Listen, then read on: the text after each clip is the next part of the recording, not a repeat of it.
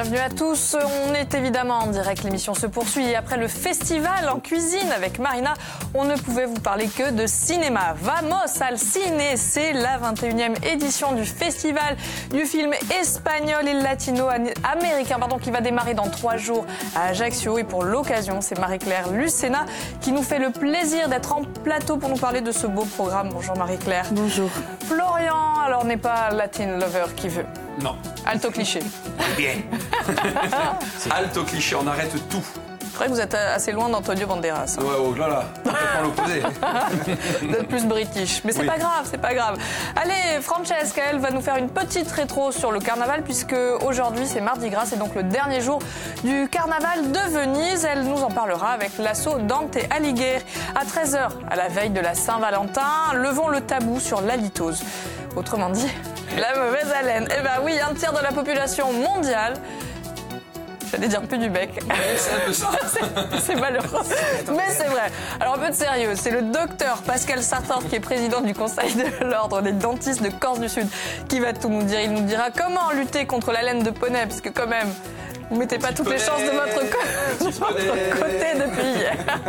Si vous avez envie de réagir, évidemment, vous nous appelez au numéro de téléphone qui s'affiche, ou vous nous écrivez. Ah bah ouais, ça va. 0900, c'est ça? Ou sur Facebook. Ou sur Facebook, et nous on veille. Allez, c'est parti. Un peu de cinéma au programme tout de suite.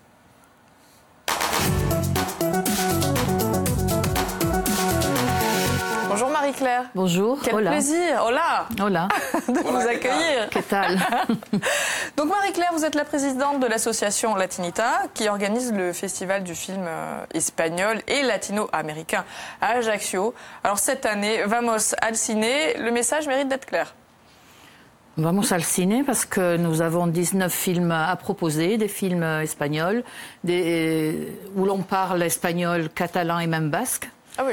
Oui, et des films latinos, des documentaires.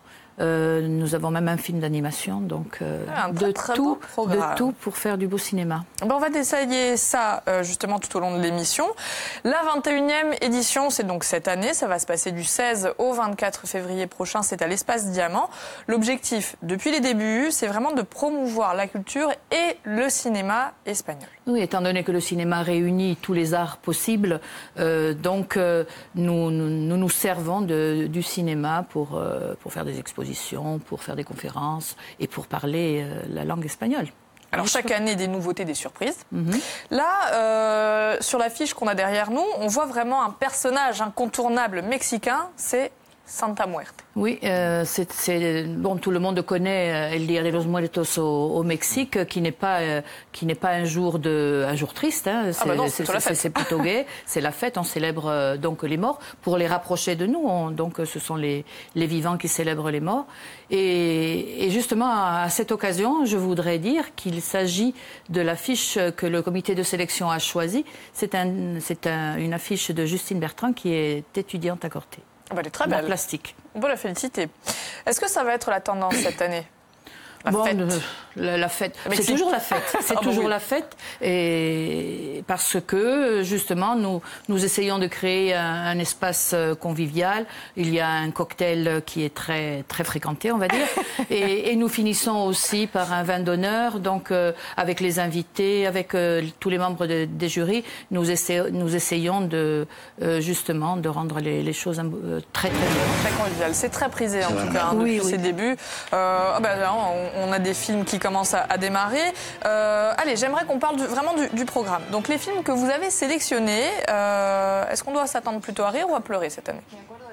Des comédies, des drames? On y rit peut-être un peu jaune, mais on y rit, on y pleure, on retient ses larmes, on y réfléchit. Il y a de tout pour contenter tout le monde. Donc, mais non, ce n'est pas triste. Nous essayons d'éviter un peu la violence. Il y a même un film fantastique de Paco Plaza, le célèbre créateur des REC, des films REC, les films d'horreur. Ah ouais. Mais là, c'est un film. On va pas rigoler. Ah non, mais ça n'atteint pas ces niveaux-là. Ah bon. Dans l'horreur, ça n'atteint pas ces niveaux-là. La preuve, c'est que nous l'avons sélectionné. Bon, alors, des films en compétition. 3 espagnols et 3 compétition de 3 et 3. Donc, nous avons équilibré un peu comme dans la sélection de tous nos films.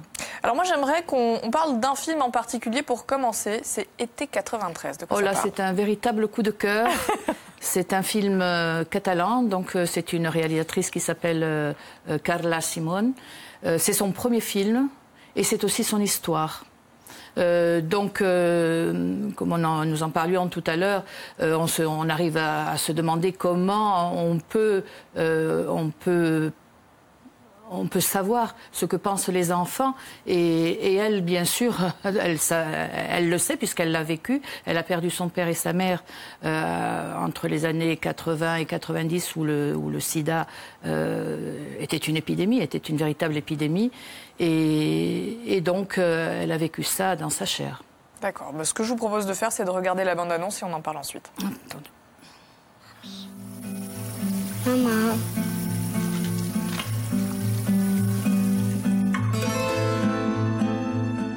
Ai, és la nena de la germana de l'Esteve? Sí. Pobreta. Ara és la meva germana. Els esclaus d'Àngel fangaven Sant Joan li dava blau. Aquesta filla meva era de pronòstic reservat.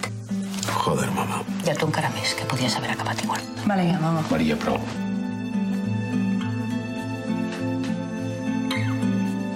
Com es va morir la meva mama d'abans? Deixa'm! Marie-Claire, c'est une comédie dramatique. Oui, voilà, on voit cette petite fille qui pose des tas de questions parce que bien sûr elle veut savoir, mais à aucun moment ce n'est vraiment triste. Carla Simón montre des scènes d'une simplicité, d'une banalité même, mais qui sont chargées de sens. Donc on se trouve en Catalogne, dans la province de Gérone, et c'est en plein été, donc on assiste à des jeux d'enfants, on assiste à des petites bagarres entre elles, mais jamais ce n'est triste. Les questions des enfants ne sont pas si naïves que ça. Et les questions des enfants ne sont pas si naïves que ça. Vous avez vu, vous avez entendu la question comment est morte ma maman d'avant? Puisque là, elle est chez son oncle et sa tante qui vont devenir, qui vont prendre la place de ses parents. Donc, et les questions d'adultes aussi, parce qu'il faut répondre aux questions d'adultes. Et de cette bouchère là qui fait cette remarque, pauvrette, pauvre petite fille, parce qu'elle devant elle. Oui, ouais. Pas terrible. Alors, c'est un film qui a été primé à Berlin. Oui. C'est catégorie premier film. Oui. Elle est incroyable. Elle est très prometteuse. Hein. Elle s'appelle comment? Elle s'appelle Carla Simón. C'est pas la Carla Simón de la chanteuse américaine. Alors, la copine de Mick Jagger, non. Ouais, non, c'est pas elle. C'est une autre Carla Simón, donc qui a perdu ses parents et qui a retrouvé le chemin de son enfance. Donc celui-ci fait partie des films en compétition? Oui. C'est un très très beau film. Il ne faut pas le rater. Ça marche. Alors, plein de surprises à découvrir tout au long du festival. En attendant, histoire de patienter, puisque ça commence dans 3 jours, on vous fait gagner des cadeaux. Hein, bien sûr. Et c'est Florian qui s'y colle. Mais oui, comme tous les jours. Donc, pour jouer avec nous, 0800 3x0 900, vous nous appelez pendant l'émission et on jouera ensemble, si vous êtes sélectionné, hein, bien sûr, en fin d'émission. Alors, à gagner aujourd'hui 6 places pour le festival du film espagnol, hein, du 16 au 24 février à l'Espace Diamant à Ajaccio. 2 places pour le ballet In the Middle, le 16 février au Théâtre municipal de Bastia. Donc, c'est la danseuse et chorégraphe Marion Motin qui vous propose un ballet autour d'un hip-hop nouveau et alternatif. Elle a travaillé, entre autres, avec Stromae, Christine and the Queen et Madonna. C'est plutôt pas mal. Donc, ensuite, on a une petite enceinte Bluetooth toute rouge à gagner. Attention, voilà. Marie-Claire veille, hein, sur l'accent. Marie-Claire veille, c'est vrai. Et une clé USB customisée Star Wars, voilà. Et des petits goodies, là, France 3, pour mettre, voilà, un porte-clés. Des porte-clés, c'est très pratique. Oui. Avec tous les noms des émissions. Voilà, exactement. Merci mon cher Florian. Allez, vous avez décidé de lister un petit peu les clichés sur les séducteurs latinos et n'est pas Latin Lovers qui veut. Mais non, alors la panoplie du parfait espagnol volume 2. Non, bon. Mais sincèrement... Je voulais vous dire tout à l'heure qu'il y a des Celtes chez les Espagnols. Ah ouais, non mais je n'en doute pas, Alors... non mais sincèrement, que savons-nous vraiment des Espagnols? Si vous posez la question à quelqu'un de votre entourage, par exemple, sa réponse comportera probablement une part de vérité, mais surtout des idées reçues. Elle me regarde de travers. Je vais y aller doucement. Je vais donc vous proposer plusieurs stéréotypes sur les Espagnols. À vous de me dire si c'est vrai ou si c'est faux. Donc, je vous demande de me dire si c'est vrai ou si c'est faux. On aime bien la contribution. Vale. On y va. Vale. Ils savent tous danser le flamenco. Alors, c'est vrai ou c'est faux? Eh bien oui, les jeunes filles surtout prennent des cours de danse comme les nôtres vont faire du modern jazz, des trucs comme ça. Les Espagnols apprennent à danser les sevillanas. D'accord. C'est vrai. Moi j'ai faux. Ah bon? Alors je vous explique pourquoi, mais attendez, il y a une explication. Alors le flamenco est apparemment une danse du sud de l'Espagne. Et même les habitants du coin la connaissent moyennement apparemment. En plus, le flamenco n'est pas la seule danse du pays. Loin de là, on citera aussi la muñeira galicienne. C'est pas ça? Oui. La rota aragonaise. La rota. La rota aragonaise. Et la sardana catalane. Oui. Donc on est bien, entre autres. Donc ça danse, mais pas forcément du flamenco apparemment. Non. Puis en plus, la sardane, c'est très, très populaire. Hein. Par exemple, à Barcelone, on danse la sardane. Tout le monde danse la sardane. Sur le parvis de la cathédrale, ils font des ronds. C'est très populaire. Alors, est-ce que les Espagnols aiment tous la corrida? Non. Célia, qu'est-ce que vous en pensez? Non, je dirais non. Je suis espagnole, je n'ai jamais voulu assister à une corrida. Alors, c'est vrai et c'est faux. En fait, la corrida prête à controverse en Espagne. Il y a ceux qui adorent et ceux qui sont contre. Bon, moi, je suis complètement contre. Hein. Après, chacun fait ce qu'il veut. On est contre. On est d'accord. On est bien d'accord. Voilà. On trouve des associations anti-corrida dans tout le pays et la tauromachie est interdite dans certaines régions, notamment en Catalogne et aux Canaries. Est-ce que les Espagnols sont paresseux et font régulièrement la sieste? Non, ça c'est nous, ça. Alors, chers amis espagnols, les clichés. voilà, sachez que vous n'êtes pas les seuls à devoir supporter ce genre de clichés. Nous autres Corses avons également notre part. Hein. Mais bon, pour les Espagnols, ce n'est pas faux. Non, en fait, c'est à cause apparemment de la chaleur. Il faut savoir que la majorité des Espagnols travaillent au moment où ils sont censés se reposer, genre le soir ou la nuit, sûrement à cause de l'atmosphère étouffante due à la chaleur. Les horaires sont plutôt décalés là-bas. Du coup, la petite sieste du début d'après-midi s'impose. Oui, non, mais il y a même des boutiques qui proposent des siestes de 20 minutes, oui. D'accord. Oui. Entre midi et 2. Est-ce que les Espagnols mangent tous des tacos? Ah non. C'est faux, bien joué Marie-Claire. On parle des Espagnols et non pas des Mexicains. Hein. Ils parlent peut-être la même langue, mais ne mangent pas la même chose. Et la paella, est-ce que ils mangent des tapas, les Espagnols? Ils mangent des tapas. Mais est-ce que les Espagnols mangent tous de la paella? Les Espagnols, d'abord, ne disent pas paella, ils disent du riz. On va faire un riz. D'accord. Après, il y a le riz de Valence, il y a le riz de machin. Bon. Mais ils ne disent pas paella. Paella, c'est le contenant. La paella, c'est le contenant. Alors, la paella, c'est effectivement un plat populaire du côté de Valence, mais chaque région a sa spécialité culinaire. S'il fallait désigner un plat commun à toute l'Espagne, ça serait plutôt l'omelette espagnole. Est-ce que vous êtes d'accord? Oui, on en trouve un peu partout. Des œufs, des pommes de terre, des oignons. Bon, ça. Ah, on en trouve partout. Les gens en raffolent lorsqu'on les propose au festival. Non, au festival. Ah, vous en proposez au festival du film? En tapa. Ah, c'est pas mal. On sait où vous allez être pendant une semaine. Mais bien sûr. Ils habitent tous à Madrid et à Barcelone, mais c'est faux, hein, on est d'accord? N'importe quoi. Sur 47 millions d'habitants, seulement 5 millions vivent dans deux villes. Dans ces deux villes, on oublie souvent Valence, Malaga, Saragosse ou encore Séville, qui sont des villes, sont de grandes villes d'Espagne, pardon. Alors, est-ce que Rafael Nadal est le seul athlète espagnol? Mais non. Mais non, c'est faux. Hein, Carlos Sainz. Oh, il y a Carlos Sainz, il y a Tchèque Fabregas, Piqué, Sergio Ramos, qui sont des joueurs de foot. Celui qui fait de la moto, là. Angel Nieto, non, il est peut-être... Il y a Fernando Alonso qui fait de la Formule 1. Fernando Alonso. Donc, hein, ça suffit les clichés. Hein. Et pour finir, est-ce que les Espagnols passent leur temps à faire la fête? Oui, ça c'est vrai. C'est un peu vrai, ouais. Voilà, en Espagne, pas besoin de trouver une raison particulière pour festoyer. Hein. Le calendrier est rempli de festivités. Et puis la météo étant plutôt agréable durant 9 mois de l'année, ils auraient bien tort, bien sûr, de s'en priver. Un peu comme nous, hein, sauf que ce n'est pas pareil. Voilà, et viva Espagne. Espagne es diferente. Espagne es diferente. C'est un logo qu'on entendait. Merci beaucoup, mon cher Florian, pour ces petits clichés. C'était un plaisir. Voilà, et rétablir certaines vérités. Oui. Allez, aujourd'hui, c'est Mardi Gras. Donc, ça marque la fin du carnaval. Arrêtez, vous filez du mauvais côté. Ça ne marche pas. Ça marche une fois quand on fait la blague, c'est moi qui l'ai fait. On l'a tellement sorti ce matin. Donc, je vous disais, Mardi Gras, ça marque la fin du carnaval de Venise. Et c'est l'occasion pour Francesque de revenir sur ce légendaire rendez-vous. Bonjour, Francesque.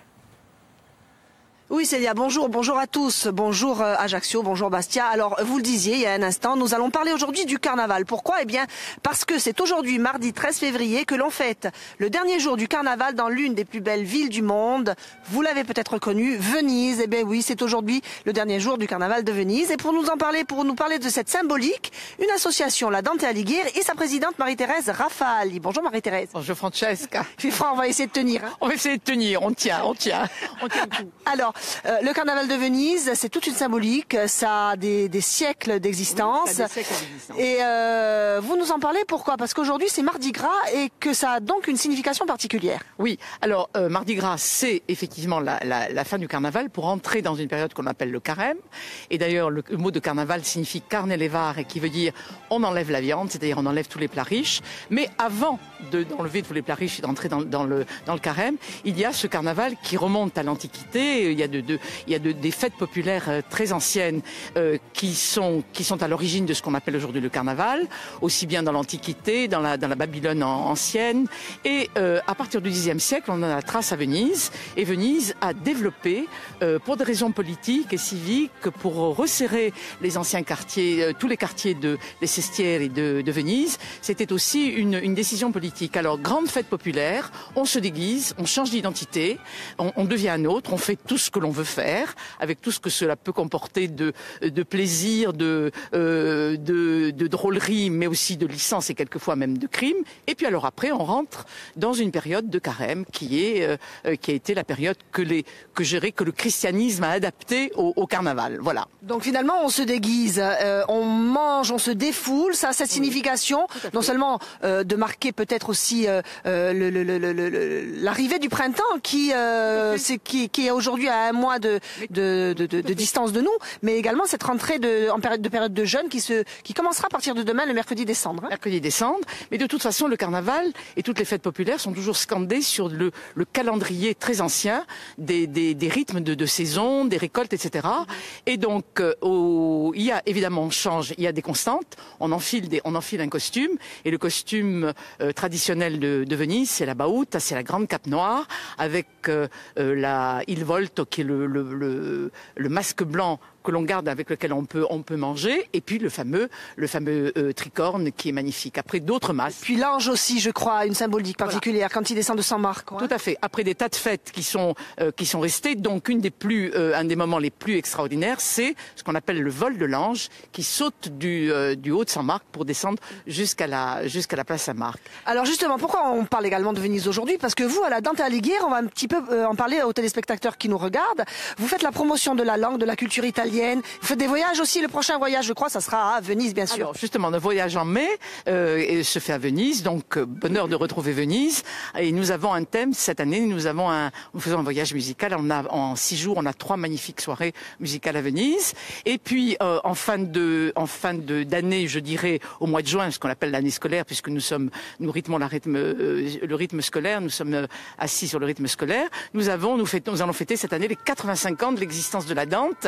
Et je pense que nous aurons une très belle fête le 7 juin pour réunir nos adhérents et puis les Bastiais qui voudront y participer. Voilà. On se verra peut-être encore à ce moment-là. Merci Marie-Thérèse Rafali de nous avoir parlé et de votre association et du carnaval. Oui. Nous parlerons également de carnaval demain, mercredi, parce que le carnaval, ça sera cette semaine en Corse. Et vous saurez où demain. Restez avec nous. Et aujourd'hui, n'oubliez pas de manger gras et frité, tout ce que vous voulez, bien gras, de la bonne viande. Déguisé ou pas, mangez, parce que bientôt vous allez jeûner. Voilà.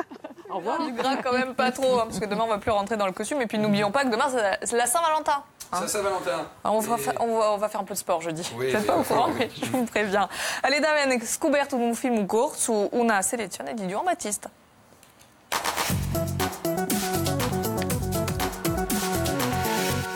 Donc oggi ho scelto di parlarvi di un filmetto che si chiama Forza di Lei, realizzato da Julie De Laurentiis, una realizzatore che ha deciso di mettere in filmetto un libro La Rebelle di Jean Guazzelli, che è un scrittore corso. Donc infatti faccio a lei tra la letteratura e la filmografia. Si passa durante il periodo in cui i truppi francesi hanno cominciato a occupare Corsica al XVIII secolo, dopo la battaglia di Ponte Nou. E infatti sul filmetto mette in lume la maniera di campare di corsi a un momento in due corsi che è stata indebolita a causa della guerra contro la Francia e della repressione di Louis XV contro l'ultimo paulista. Mais bon, un peu de tendresse dans ce monde de brut. Il filmetto ritraccia di noi il fatto reale, qui di una storia d'amore tragico tra Ornella Balestre e a San Serral. Et oui, un peu d'amour, parce que ça se met à Saint-Valentin en plus. E donc questi due innamorati sono stati veri simboli in da rivolta paesana corsa. Bon, si pour vous faire une idée un peu plus précise, je vous propose de regarder un extrait. Allez, c'est parti.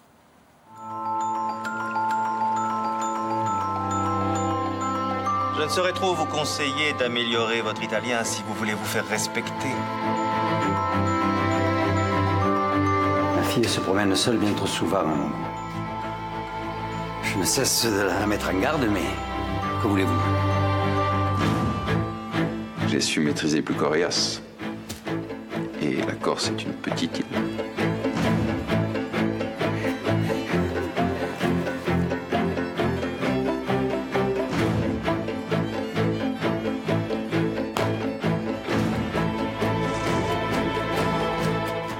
Un court-métrage.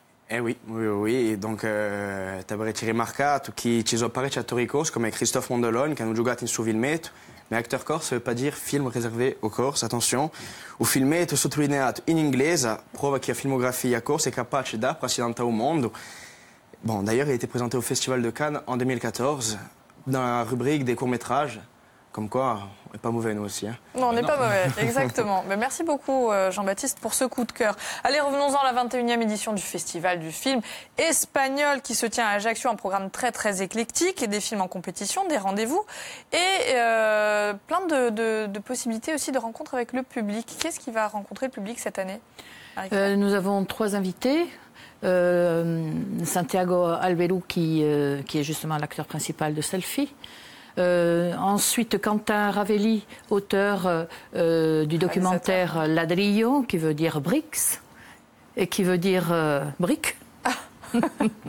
Et le dernier, c'est un historien de cinéma qui anime une émission sur la 2e chaîne de la télé publique. Oui, c'est quelqu'un qui... personnalité qui s'appelle Luis Pares. Donc ils seront là et ils échangeront avec le public. Exactement. Ils seront là quel jour? Tous les jours? Le premier, c'est Santiago Albelú qui arrive vendredi 16 et repart dimanche. Ensuite, il y aura Quentin Ravelli, donc avec son documentaire Ladrillos. Et le dernier, donc Luis Pares, qui on va essayer cette année de lancer un petit atelier d'écriture de critique de cinéma avec lui. Bien, avec lui. Donc très prometteur et des belles surprises. Ensuite, nous, avec les partenariats que nous avons des partenariats très solides, très riches, très anciens comme celui de la CCAS et celui de l'Université de Corse pour la traduction de films cette année. Oui, parce que même si on n'a pas besoin de le préciser, évidemment, c'est en espagnol, mais c'est quand même sous-titré. Ils sont tous sous-titrés, ils sont tous en version originale. C'est pour ça que tout à l'heure je vous parlais de catalan, de Corse et de Basque. De Corse, non. Pas encore. Pas encore, ça va venir. Ça va venir. D'ailleurs, on est en train d'y travailler. Vous avez des idées pour l'année prochaine? Ah ben, on aimerait bien. Hein. On aimerait bien. Donc, il y a même un film basque. Et bien sûr, donc ces étudiants de Nice, Sophie Antipolis, sous la direction de Michel Rizzo de l'Université de Corse, ont traduit 2 films, un film espagnol, un film parce que tous n'étaient pas sous-titrés. Non. Donc il s'agit de Brava et de Maracaibo. Allez, l'émission est bientôt terminée. On a Georges qui a essayé. Eh ben oui, ça passe. Hein. Georges est au téléphone avec nous. Il a envie de jouer. Bonjour Georges. Bonjour. Comment ça va, Georges? Ça va. Allez, on y va, on joue? Allez. C'est parti, on va jouer au Qui suis-je? Alors, on recherche une chanteuse.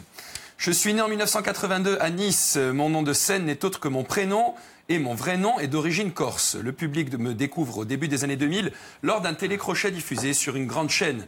Je remporte d'ailleurs cette première édition et ma carrière décolle. Ces dernières années, on a pu me voir sur cette même chaîne, mais cette fois en tant que coach dans un célèbre... Jennifer. Bien joué. Bravo Georges. Alors Georges, vous gagnez 6 places pour le festival du film espagnol du 16 au 24 février à l'Espace Diamant. Hein. 2 places également. Pardon ? Il va se régaler. Georges. Ah, vous allez vous régaler, allez-y. Et puis en plus, vous allez manger de l'omelette espagnole. Vous l'avez promis. Hein. Ah oui, oui. Donc il y aura 2 places également pour le ballet In the Middle le 16 février au Théâtre Municipal de Bastia. Vous gagnez une petite enceinte Bluetooth. Et une petite des goodies, France 3 et une clé USB Star Wars. Voilà. Sympa. Pas mal. Merci. Allez, on Georges, vous embrasse. Restez avec nous parce qu'INSEM, ça continue évidemment après le flash de 13h qui est présenté par Stéphane Houchiat. On va vous parler de l'halitose. C'est le problème de la mauvaise haleine. À la veille de la Saint-Valentin, ce serait quand même bien de régler le problème dans la journée. On va vous parler du bec. Pas sûr d'y arriver, mais en tout cas, on va essayer. Allez, pour terminer, donc le festival du film, du cinéma espagnol, ça démarre le 16, ça dure jusqu'au 24. C'est à Ajaccio, à l'Espace Diamant. Il y en aura pour les petits et les grands, parce qu'il y a même un dessin animé. Un film d'animation. Parce qu'on croit toujours que les dessins animés, c'est pour les petits, mais là, c'est un film d'animation qui touche aussi les grands. Je voulais rappeler aussi que le jeudi à 21h, les places coûtent 3 € pour tout le monde. Ah oui. Et le public aura la chance de voir El Autor. En plus. Et Malajunta le vendredi 23, qui est un film soutenu par notre partenaire, la CCAS. Bien, en tout cas, on vous remercie Marie-Claire d'être venue sur le plateau. Un petit aperçu, un avant-goût du programme, ça donne envie, le rendez-vous est pris.